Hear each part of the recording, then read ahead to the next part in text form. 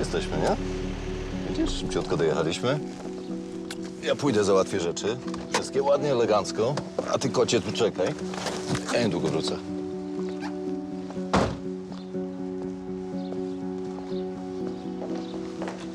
No hej, Hej, jak tam?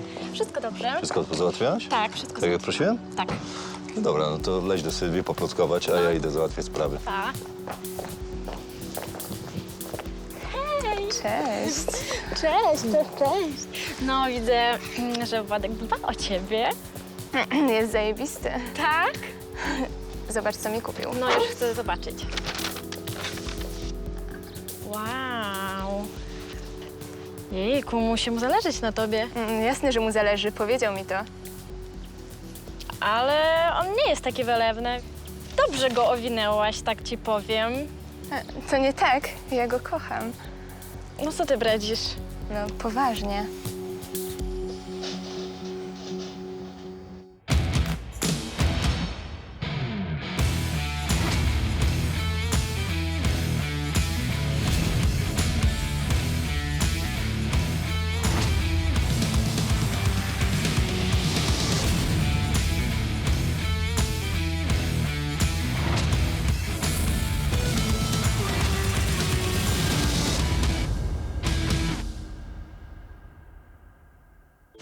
Coś do picia, kawy, herbatę? Angelika spotkała się z mecenasem Drozdem, który zdecydował się poprowadzić jej sprawę rozwodową. Prawnik początkowo nie chciał się podjąć tego zadania, ale przekonał go do tego Mariusz. Angelika nic o tym nie wiedziała. Napisałem pozew. Sprawa została złożona. Teraz czekamy tylko na wyznaczenie terminu sprawy. Super.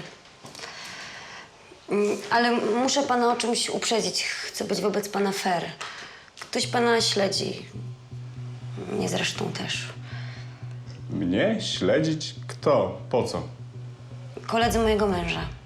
Przestępcy. Chcą pana zastraszyć. Dlaczego takim zależy na pani? Bo nie chcą, żebym się rozwodziła z Jackiem. To jest sprawa honorowa. A poza tym czasem przenoszę im grypsy. Ale już nie chcę. No to trzeba ujawnić. To nam pomoże w ustaleniu winy. Nie. Ja nie chcę zaszkodzić Jackowi. Ja chcę tylko się od niego uwolnić. Ale tu nie ma czasu na półśrodki. Proszę pamiętać, taki pozew jest jak broń. Jeżeli pani wyciąga broń, to musi być pani gotowa do użycia tej broni. To pan załatwił Sypkiego? Słucham? Sypki został pobity i okradziony. Jestem prawnikiem, nie wykidajło. Mógł pan kogoś zatrudnić. Złodziej zostawił w domu dużo cennych przedmiotów, a zabrał mój pozew rozwodowy. Może się pomylił, nie wiem, szukał aktu własności. Ja nie mam nic z tym wspólnego. Drozd w sumie wyglądał na wykidajłę, a te wszystkie zdarzenia nastąpiły zaraz po tym, jak wziął moją sprawę. A Sypkiego nie było łatwo pobić. Był znany w świadku i miał plecy.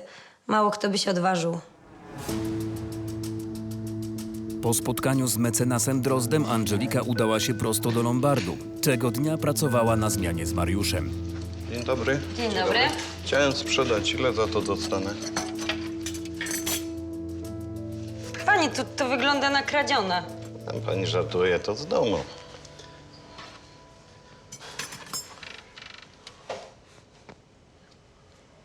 No proszę, tu jest napis. Hotel zamkowy. I po co nam pan kit wciska? No, zamkowy, dobra firma. 5 dych i szybko upchniecie. Proszę pana, my nie handlujemy kradzionym towarem. Proszę to zabrać. Nieraz taki przekręt był. A może pan chce z policją ponegocjować? To ja mogę zaraz zadzwonić. Nie, dziękuję bardzo. Do widzenia. Do widzenia. Dzień dobry. Dzień dobry. Ile za to dostanę? No niech pani sama powie. Odlotnie na pewno nie stracicie. To ile by pani za to chciała? 5000. Kosztował znacznie więcej. Mariusz, podejdziesz? Dzień dobry. Dobry. Facet próbował nas naciągnąć na przyjęcie kradzionych rzeczy. Za to dziewczyna była zagadką. Droga biżuteria nie pasowała do takiej małolaty.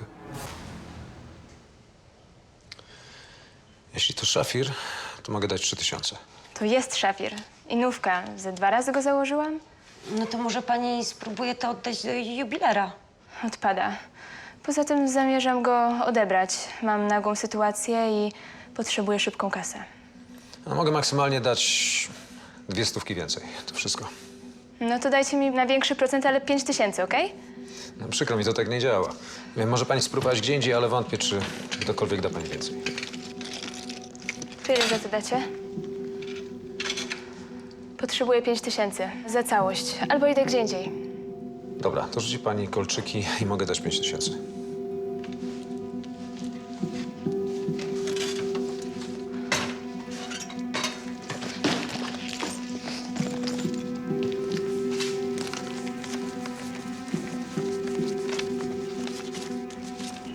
Byłam w szoku, skąd małolata miała taką biżuterię. Przecież te jej fanty kosztowały tyle, co moje 4 pensje. Po wizycie w Lombardzie Sylwia poszła na spotkanie ze starszą koleżanką. Miały do omówienia delikatną transakcję. No jesteś wreszcie. No nie mogłam wcześniej wyjść. Masz kasę? Jest. Całość. Na zaliczkę wystarczy tylko połowa. I w ogóle jak to załatwiłaś? Zostawiłam w Lombardzie swoją biżuterię. I ten naszyjnik od Władka też. Daj temu facetowi całość, tylko załatw to. Nie potrafię się pilnować. Nie dobijaj mnie. Załatwisz to? Muszę mieć pewność. Dobrze, załatwię. To idź stąd, żeby Władek nas nie widział. Dzięki. Nie wiem, co bym bez ciebie zrobiła.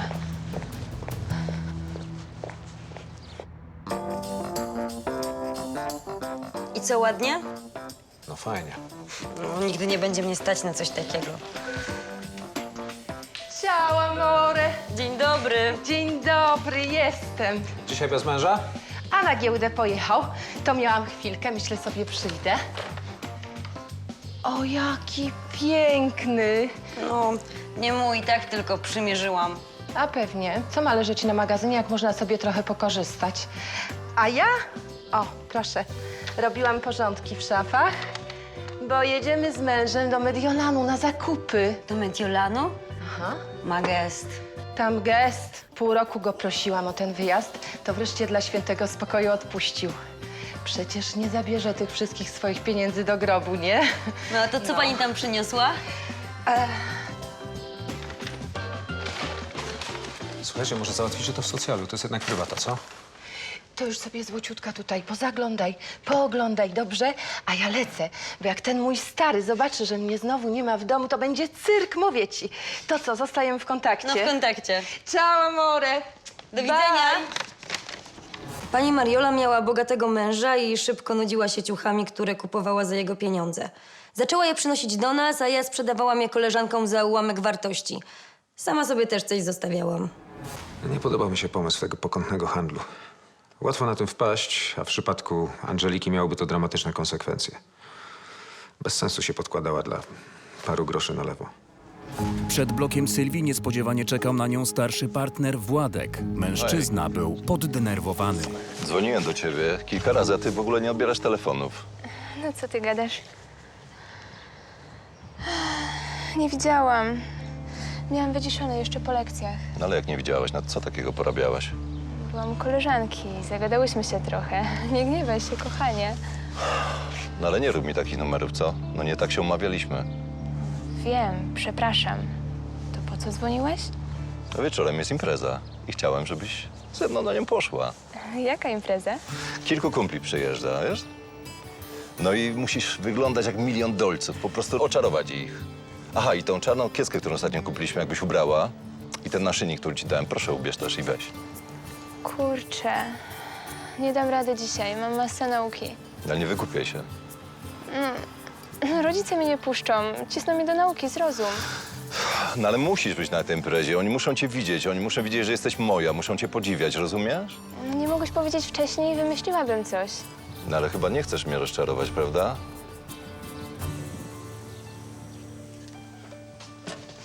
Prostownica się sprzedała, wreszcie. Tak? Świetnie. Super, to ja poszukam jej na zapleczu, a ty odpisz do tej babki. Okej.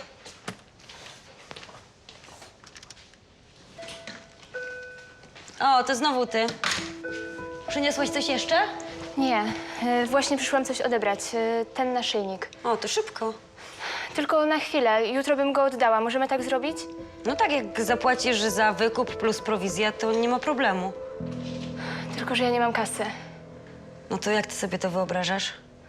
Nie wiem, a ile by kosztowało wypożyczenie? No to chyba pomyliłaś lokale, bo to jest Lombard, a nie wypożyczalnia. Boże, muszę go założyć na dzisiejszy wieczór. No to trzeba go było nie zastawiać. Ale nie wiedziałam, że będzie mi potrzebny.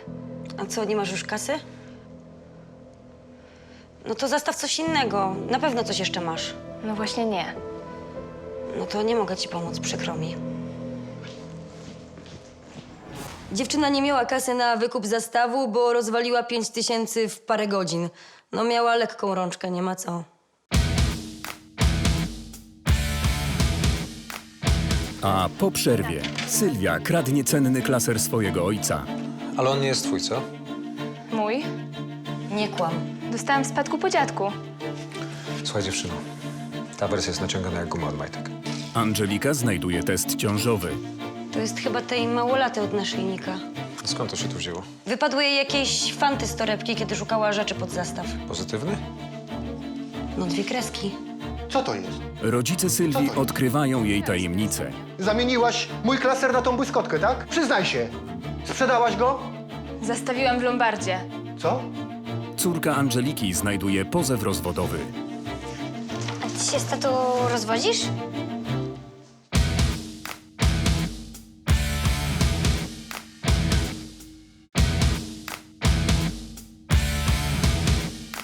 Przed przerwą mecenas Drozd zajmuje się sprawą rozwodową Angeliki. Do Lombardu przychodzi młoda dziewczyna, Sylwia, i oddaje w zastaw drogą biżuterię. Zdobyte pieniądze przekazuje swojej koleżance Magdzie. Partner Sylwii zaprasza ją na imprezę i oczekuje, by założyła naszyjnik, który dostała od niego w prezencie. Sylwia wraca do Lombardu, ale nie ma pieniędzy na wykupienie swojej biżuterii.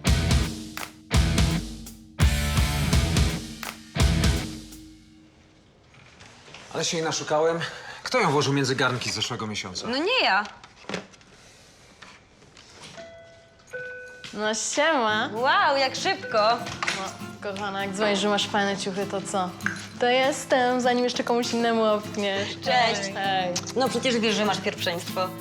Ty co, idziemy oglądać? Angela, dokąd? Praca jest.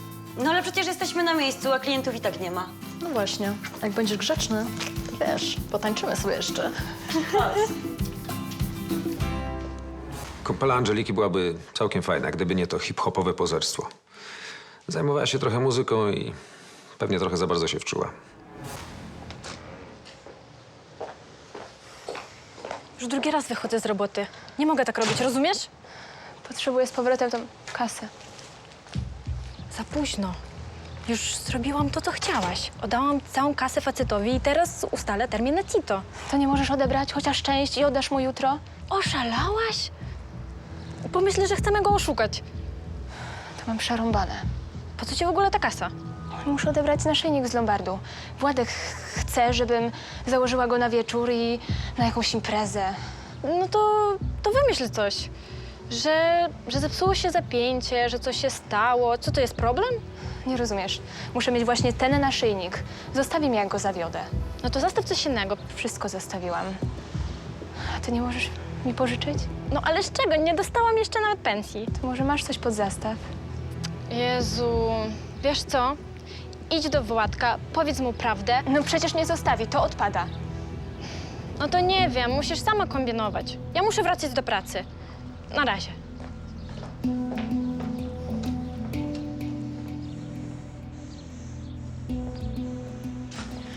No zajebista jest. No spoko, ale z drugiej strony na ulicy bym takiej nie wyszła. W sumie babka ma odwagę, że w takiej chodzi. Jeszcze w jej wieku. No wiesz, jak ona ma co pokazać, no to co? No to chyba dobrze, nie? A ty co, będziesz w niej chodzić? Wiesz co, no tak na koncert może założę, wiesz, jak Tina Turner. Ona gdzieś tak po 60 też czymś takim wyskoczyła. Nie no, gwiazdom wolno więcej. No jak? Nigdy nie wygrasz, jeśli z siebie nic nie dasz, weź się gać, bo nie sztuką jest upaść, tylko stać. Choćby nawet milion razy wstać, to pamiętaj, że ciebie na to stać, ciebie na to stać, ciebie stać. No super.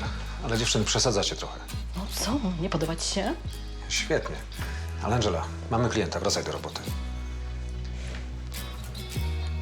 A co ty, Mariusza podrywasz? Ja wiem, no co, no w sumie niczego sobie facet. Mariusz! Żartujesz chyba. Nie jest zły, naprawdę. Nigdy nie patrzyłam na Mariusza jak na faceta.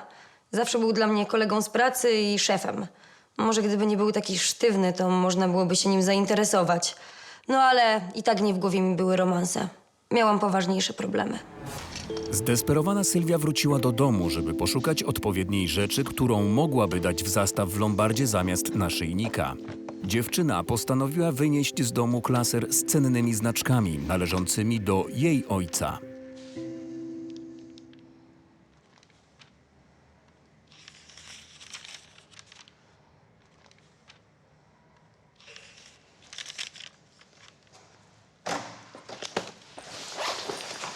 Cześć Sylwia.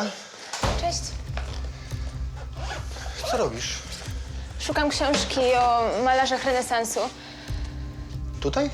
No bo już nie wiem, gdzie posiadam tą książkę. Chyba muszę iść do biblioteki, żeby ją wypożyczyć.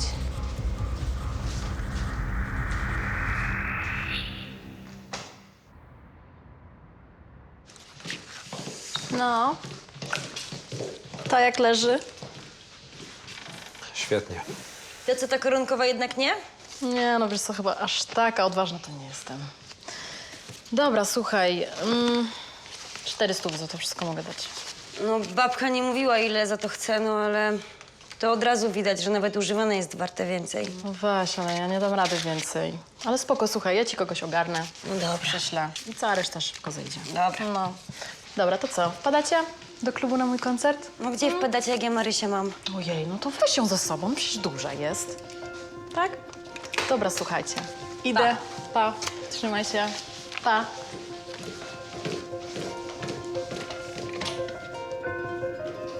No co? Kaśka ewidentnie podrywała Mariusza. Uznałam, że to nie w porządku. Że nie powinna bawić się jego kosztem, bo przecież nie myśli o nim poważnie. Są z innej bajki. Jestem. Chcę wymienić naszyjnik na to, tak jak pani mówiła.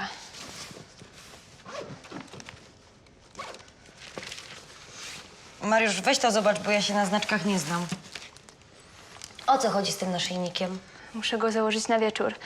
Długa historia. To co, wymienicie na klaser? Moglibyśmy to zrobić. Ale on nie jest twój, co? Mój? Tak? A z którego roku jest najstarszy znaczek? Nie wiem, kupowałam przez internet. A kupowałeś tylko kolekcję polską? A co to za różnica? Jeżeli ktoś ich szuka, my będziemy mieć zarzut za paserstwo. Nie kłam. Dostałam w spadku po dziadku. Słuchaj, dziewczyno. Ta wersja jest naciągana jak guma od majtek. No to jak ja mam wam udowodnić, że to moje znaczki? Dostałam je od dziadka, tylko ojciec nie chce, żebym je sprzedawała. No to nie sprzedaję, prawda?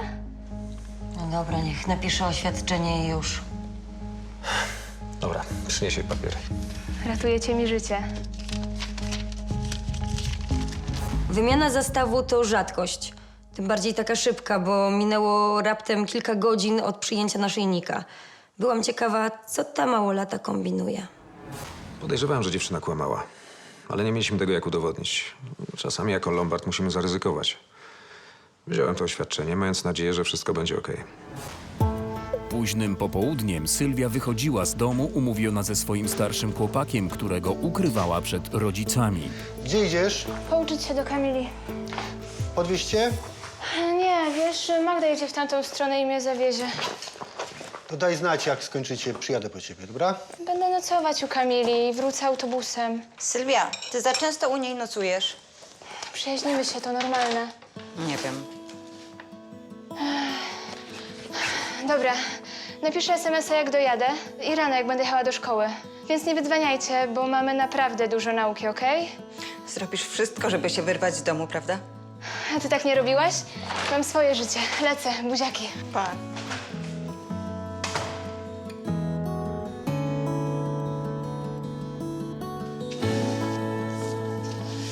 Jak tam, Drozd? Zadowolona jesteś? Spoko, czekam na termin rozprawy. Dobrze.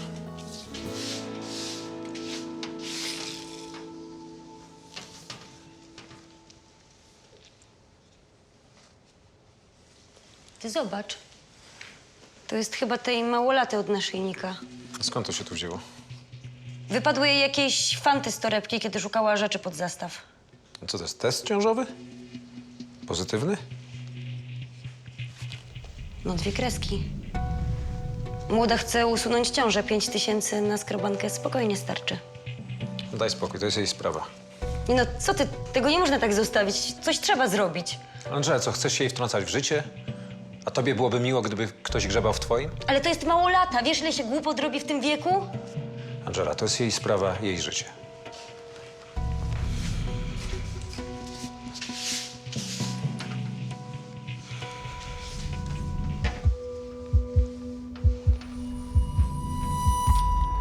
Jednak spisałam adres tej dziewczyny i postanowiłam z nią pogadać. Musiałam jej uświadomić, jaką głupotę chcę zrobić. Córka to jest najlepsze, co mnie w życiu spotkało i też byłam bardzo młoda, kiedy zostałam mamą.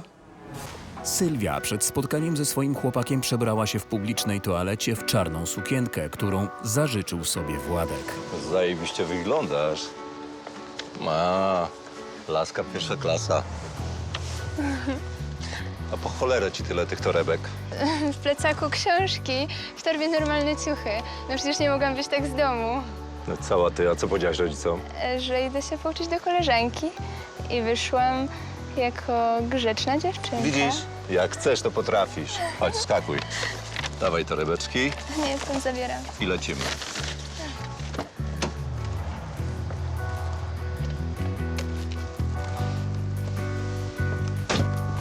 Wiktor Drozd postanowił porozmawiać z Mariuszem o sprawie Angeliki. Czekał na Mariusza po skończeniu pracy. Cześć. Cześć. Co ty tu robisz? Jeżeli chcesz pomagać tej dziewczynie, to dyskretnie. Po co wykańczasz jej wrogów? A chodzi ci o tego Sypkiego? Daj spokój, należało mu się. Ale ja nie chcę żadnych problemów. 0 kłopotów. Nic nie będzie, będziesz spał spokojnie. Jeżeli chcesz, żebym ci pomagał, to na moich warunkach, okej? Okej, jak chcesz. I nic się nie mieszaj, bo nas coś władujesz. Na razie.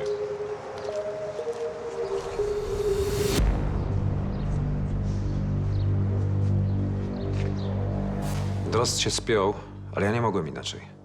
Musiałem dać nauczkę Sypkiemu. Czasami nie wszystko da się załatwić w białych rękawiczkach.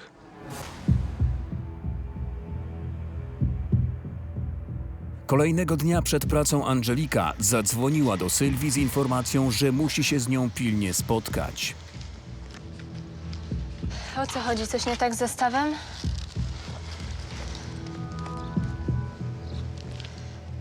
To twoje? Nie. Nie kłam. Jesteś w ciąży. A co to panią obchodzi? Chcesz usunąć? Nie chcę, żebyś zrobiła głupotę. Jesteś jeszcze młoda, nie wiesz, co robisz. Nie wpieprzaj się, okej? Nawet jeśli jestem w ciąży, to nie twój interes. Nie rób tego, nie chcę, żebyś zrobiła coś głupiego. Będziesz żałować. Odwal się ode mnie. Po tej rozmowie już wszystko wiedziałam. Dziewczyna bankowo była w ciąży. Od razu ją wyczułam, że kłamie. Musiałam coś z tym zrobić, ale nie miałam pomysłu, jak do tego podejść. W pracy Angelika cały czas rozmyślała, jak może wpłynąć na Sylwię, by ta nie usuwała ciąży. Hej. Angela. Co się dzieje? Nic, no. Byłam u tej dziewczyny. No i co? No, zaprzeczyła, ale kłamie. To nie jest twoja sprawa. No ale ona nie może sama decydować. Przecież jest jeszcze ojciec. Skąd pewność, że on wie? Że ona nie robi tego po cichu, albo jeszcze inaczej, że on jej do tego nie zmusza. Wiesz co, zachowujesz się czasem jak młody. No różne są sytuacje. Nie możesz być obojętny. Sorry, ale nie przekonasz mnie. Mariusz mnie wkurzył. Nie wiem, dlaczego był taki obojętny. Nie interesowało go, co dziewczyna zrobi z ciążą. Ja nie miałam zamiaru odpuścić.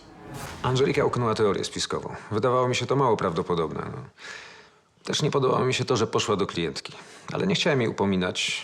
Nie chciałem, żeby to się skończyło niepotrzebną awanturą. Tymczasem ojciec Sylwii zdobył nowe znaczki do swojej kolekcji. Niestety nie mógł znaleźć klasera. Gdzie jest mój klaser? Ruszałaś go? Jaki klaser? No, mój klaser przecież mam tylko jeden. Dobrze wiesz, że nie interesują mnie twoje znaczki. No to co, dostał sobie nóżek, poszedł sobie? Uspokój się, dobra? Przypomnij sobie, gdzie go położyłeś. Ale zawsze tutaj, tu jest jego miejsce, tu go kładę. Mam za ciebie poszukać? O, Sylwia. Gdzie jest mój klaser? Skąd mam wiedzieć? No jak to? Przecież ty ostatnio tutaj grzebałaś. Nie ruszałam ich. Po co mi twoje znaczki? Sylwia, nie kłam, proszę cię. Ta kolekcja jest naprawdę bardzo droga. Wiesz o tym. Powiedz, co z tym zrobiłaś? Sprzedałaś to, pożyczyłaś komuś? Nic nie zrobiłam. Pewnie gdzieś je położyłeś i nie wiesz gdzie. Nie kłam, nie wierzę ci. Hej! Nie masz prawa ruszać moich rzeczy. To się przyznaj. Do czego mam się przyznać? Dlaczego mi nie wierzysz? Co to jest? Naszyjnik. Kupiłam sobie ostatnio. Przecież to jest jakiś drogi kamień, to musiało kosztować fortunę. Wcale nie był drogi. Co, zamieniłaś mój klaser na tą błyskotkę, tak? Nic nie zrobiłam. W dupie mam twoje znaczki. Ty gówniaro, ty! Przestań!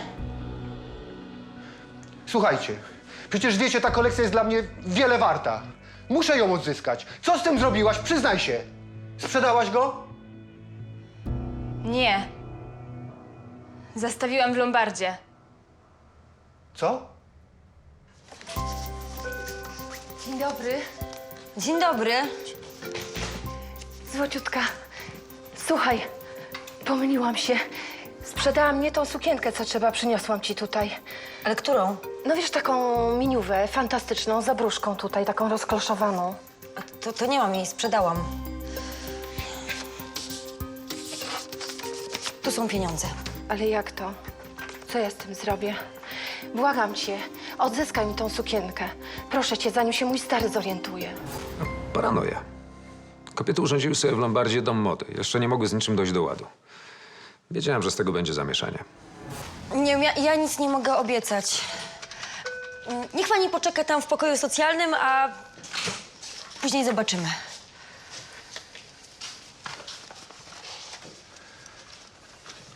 Proszę. Weźcie sobie ten naszyjnik i proszę oddać mój klaser. Jakim prawem w ogóle wzięliście ten klaser? Pani napisała oświadczenie, że należy do niej. No pani, ale to trzeba pomyśleć, czy ona wygląda na taką, co zbiera znaczki? Wie pan, nie wiem. Są różne sytuacje, a my nie mamy tego jak sprawdzić. Dobra, Sylwia. Poproś o klaser, załatwmy tą sprawę. Są gdzieś dokumenty? Zamiana powrotna jest możliwa. Jak to zamiana powrotna? No, już raz było zamieniane. Klaser za naszyjnik. To jest twój naszyjnik? Skąd miałaś pieniądze na niego? Zbierałam. Uzbierałaś na taki drogi naszyjnik? Co tu się dzieje? Możesz mi to wszystko wytłumaczyć? Sylwia! O co tu chodzi? Ojciec dziewczyny o niczym nie wiedział. Musiałam mu powiedzieć o ciąży. Podejrzewałam, że dziewczyna jeszcze nie zdążyła zrobić głupstwa. To był ostatni dzwonek.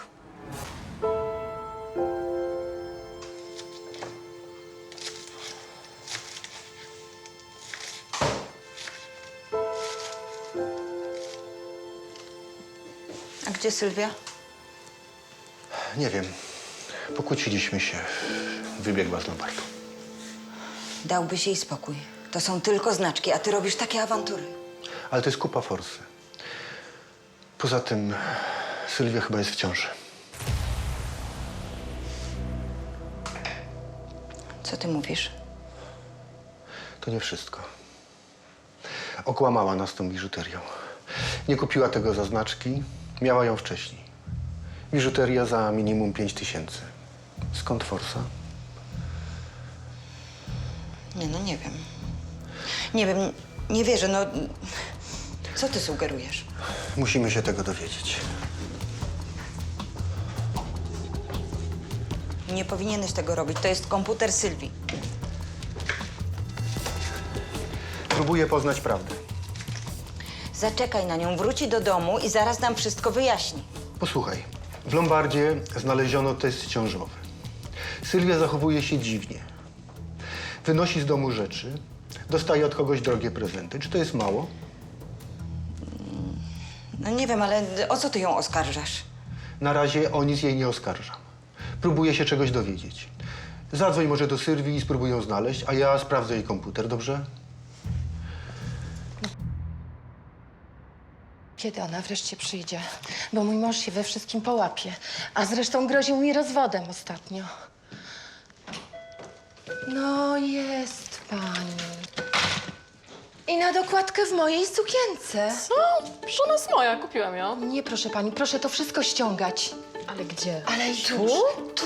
Tu, w Lombardzie. Ja potrzebuję tej sukienki natychmiast. Przepraszam bardzo, jak sobie to pani w ogóle wyobraża? Proszę pani, ja sobie to tak wyobrażam. Proszę bardzo, wypożyczam szybko.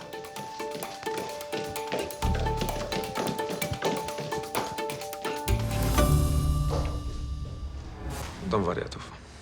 No ale kto zrozumie kobiety? No ja ich nie rozumiem.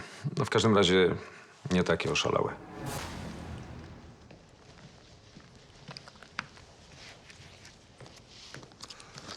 Gabriela nie było jeszcze? Wiedziałem, że dalej sprzedajesz te ciuchy. Zwariowałeś? Zobacz, to jest ta sukienka, co mi ją niedawno kupiłeś. Proszę. Nie rób ze mnie idioty. Po co byś tu przyszła? No bo chciałam ci kupić prezent na urodziny. W Lombardzie? Oszalałaś? Idziemy, chodźmy.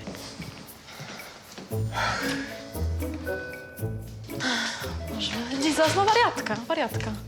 Zobacz, jak ja wyglądam. Nie wiedziałam, o co chodzi, ale pani Marioli znowu udało się wykiwać męża. A my zarobiłyśmy, bo Kaśka podzieliła się ze mną kasą.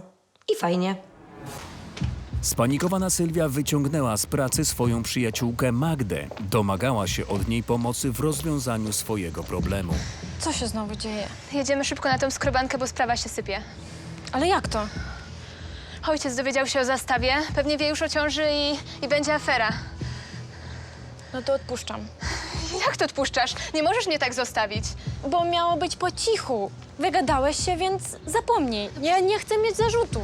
No przecież cię nie wyrobię. Ale nie chcę ryzykować. Inaczej się umawiałyśmy. No to daj mi ten adres i sama pojadę. Ale lekarz też na to nie pójdzie. Pogadam z lekarzem, oddam ci kasę i już. No to co ja mam teraz zrobić? Źle to rozegrałaś. Jesteś sama sobie winna. Nie mogę stracić Władka. Pomóż mi. Ty mnie z nim poznałaś. Ale nie mieszaj mnie w to. Chciałaś fajną przygodę? No to ja ci ułatwiłam. A teraz jak jesteś w ciąży, no to jesteś sama sobie winna. Pogadaj z Władkiem, wszystko mu powiedz. Nie mogę. On nie zrozumie i mnie zostawi. No, nie masz wyjścia. To jest twoja jedyna szansa.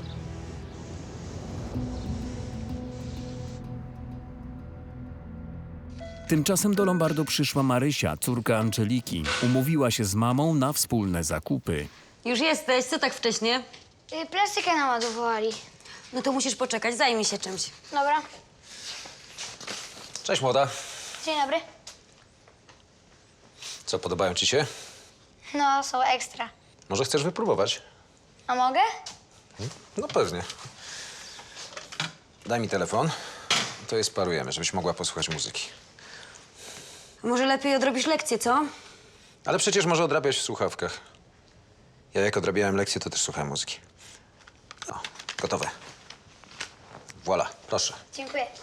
Po co ją kusisz? Potem będzie chciała takie słuchawki. No to je kupisz. Tak, bo nie mam na co pieniędzy wydawać. Po kosztach weźmiesz. Wiesz co, Mariusz? Przestań zgrywać dobrego wujka, okej?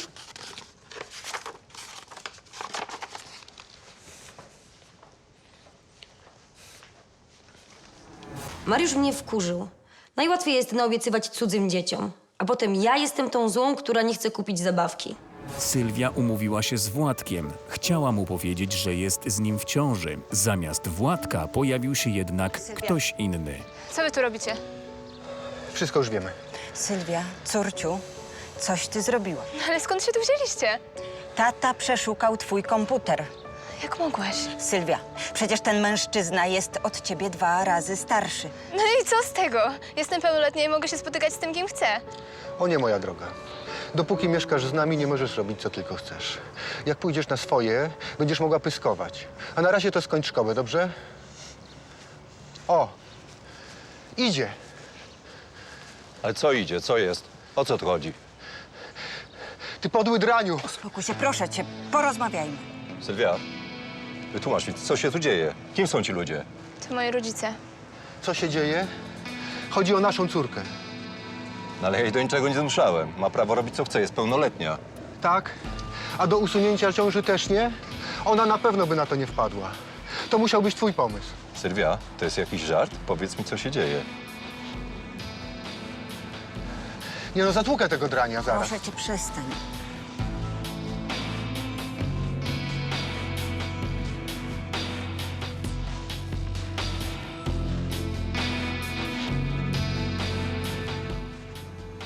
Marysia odrabiała lekcje i słuchała muzyki w pomieszczeniu socjalnym Lombardu. Szukając długopisu, znalazła w torebce Angeliki dokumenty rozwodowe.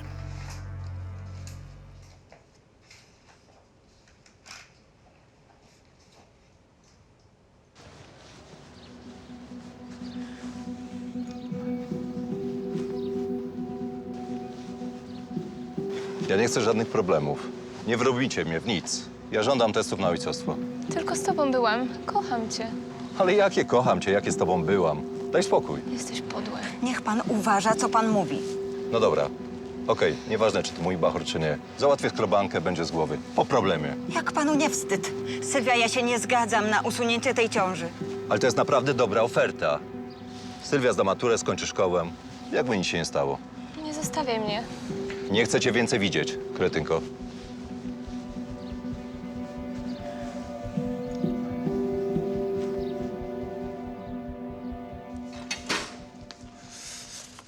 $100, 200, 300, 450. Proszę bardzo. No, na coś się pani musi zdecydować. 3. raz już pani przychodzi.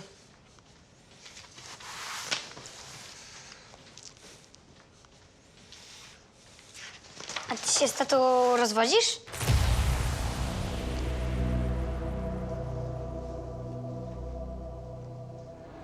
To był jakiś koszmar. Marysia znalazła pozew rozwodowy, który miałam w torbie. Zamarłam. Nie wiedziałam, co powiedzieć. Nie tak powinna się dowiedzieć. I tak, prędzej czy później Angela musiała powiedzieć Marysi o swojej decyzji. Szkoda tylko, że to stało się w taki sposób.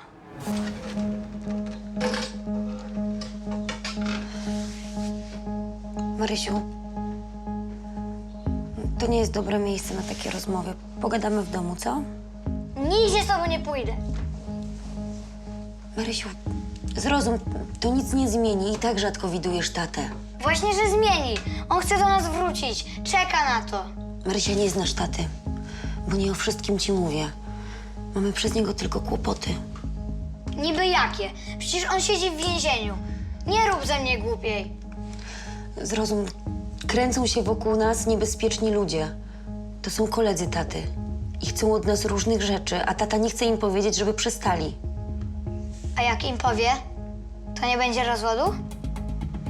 Kochanie, to nic nie zmieni. Ja już nie kocham taty. Ale ja go kocham, a ty jesteś głupia. Maryśka! Marysia znała ojca tylko z dobrej strony. Gdyby wiedziała to, co ja, może niepotrzebnie trzymałam ją pod kloszem. Nie chciałam jej zniechęcać do ojca. No a teraz to się na mnie mściło.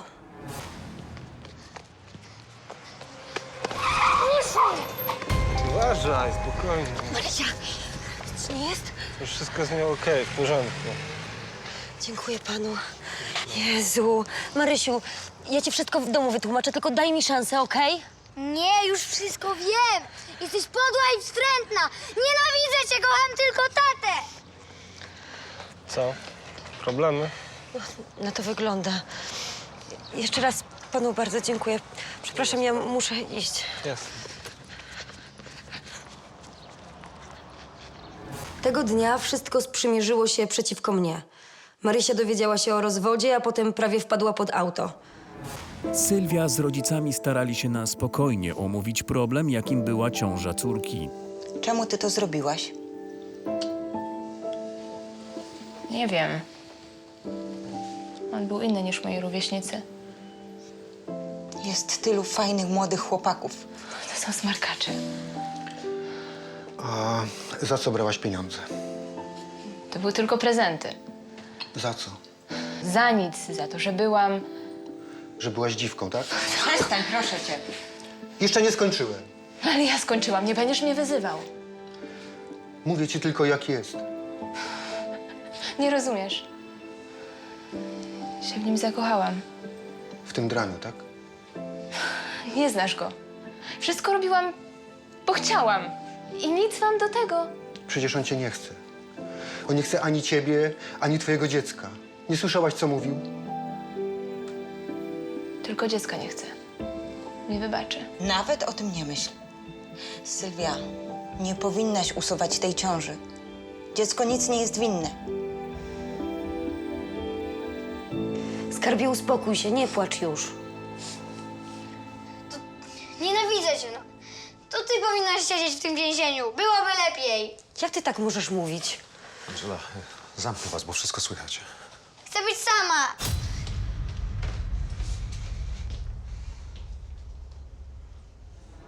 Marysia nigdy wcześniej tak się do mnie nie odnosiła. Źle to rozegrałam. Bałam się, że córka zupełnie zwróci się przeciwko mnie.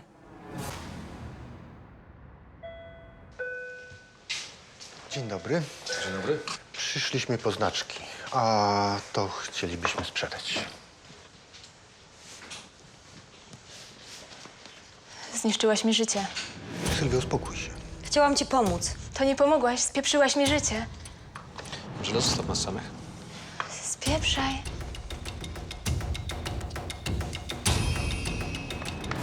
Nie wiem, może nie powinnam się wtrącać do jej życia, ale nie mogłam patrzeć na to, co ta dziewczyna chce zrobić.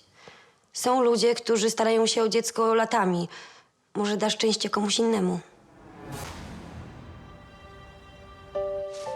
Kilka miesięcy później, kiedy Mariusz i Angelika dawno zapomnieli o dziewczynie i jej niechcianej ciąży, Sylwia pojawiła się niespodziewanie w Lombardzie. Dzień dobry. Dzień dobry. Dzień dobry.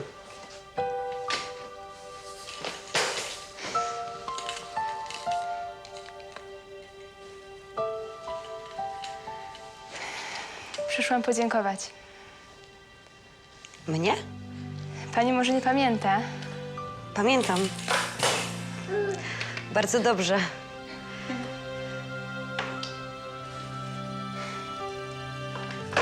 Przepraszam za to wszystko. Gdyby nie pani Weroniczki, nie byłoby dzisiaj na świecie. Weronika. Ładne imię. Jesteś liczna. A jak tam z rodzicami, dogadaliście się? Pomagają mi jak mogą. Co tu dużo mówić. Gdyby nie oni, nie dałabym rady. A ojciec dziecka? Płaci alimenty. Weroniczka go nie interesuje, ale nic więcej od niego nie chce. Dobrze nam bez niego.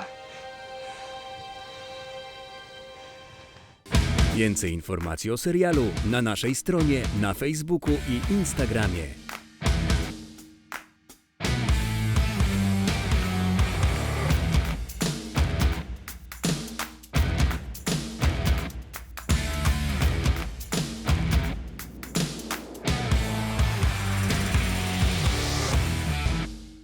W następnym odcinku pijany ziutek śpi pod Lombardem. Halo, żyje pan?